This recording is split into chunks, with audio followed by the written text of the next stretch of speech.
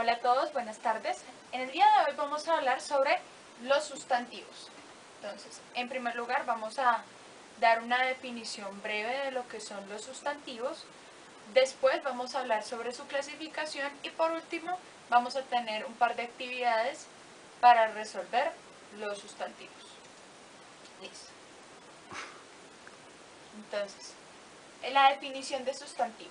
El sustantivo es una categoría gramatical que sirve para nombrar a todo tipo de sujeto u objeto. El sustantivo es también conocido como el nombre, justamente porque su función es nombrar a distintos seres. Listo. Entonces empezamos con la clasificación. Existen sustantivos comunes y existen sustantivos propios. Los sustantivos comunes son los que tienen un nombre general, como por ejemplo la media, o el celular, o el reloj, o la falda, o el anillo. Son nombres que se le dan a las cosas que normalmente conocemos, pero llamamos sustantivos propios a aquellos que se le designan porque son particulares. En este caso, por ejemplo, París. París es la capital de Francia y él es Juan. Existen muchos Juanes, pero estamos hablando en particular de este Juan. Por eso se llaman sustantivos propios. Ahora, los sustantivos comunes tienen su propia clasificación. El propio es propio, pero el común tiene otros que también son importantes.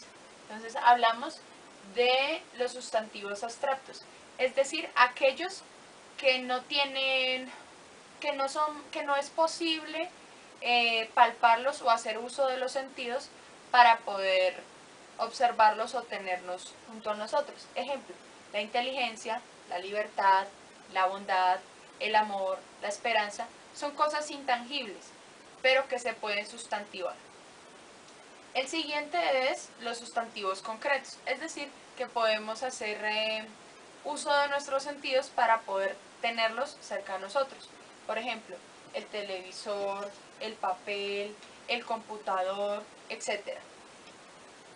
Lo otro son los contables, es decir, que designan las cosas que pueden ser enumeradas. Por ejemplo, en este caso tengo aquí 2 papeles, tengo 10 dedos, tengo un televisor.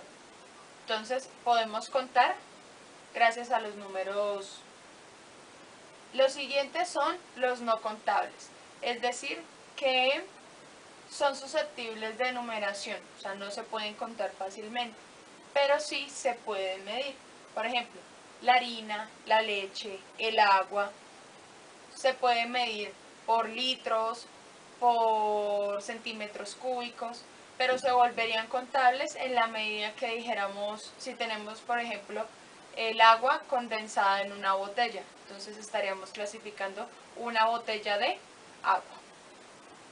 Tenemos también los individuales, es decir, que hacen noción de cosas que son individuales o que estamos hablando de un solo objeto.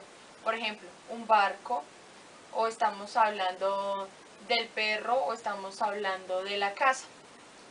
Aquí tiene su contraparte, que son los colectivos, es decir, que su palabra se escribe en singular, pero que designan pluralidad. Por ejemplo, estamos hablando de una flota. Una flota es es un grupo de barcos. O estamos hablando de, por ejemplo, de una bandada de patos, ¿sí?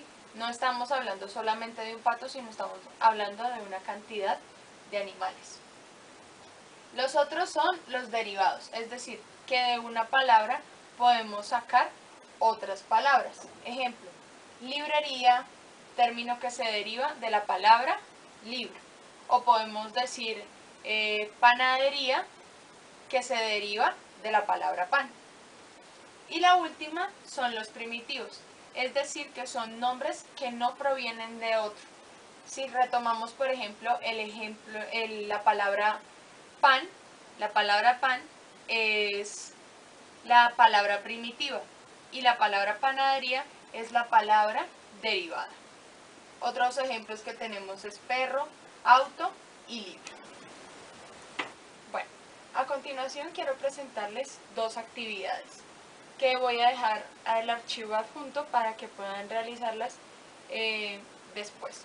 Entonces, la primera actividad consta de clasificar los sustantivos que están en este cuadro por plural o singular según corresponda en el cuadro que está en la parte de abajo.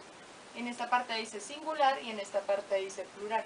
Un ejemplo que podemos hacer es que pez es una palabra singular, pero por ejemplo rebaño es una palabra plural. Y así sucesivamente ustedes pueden ir clasificando.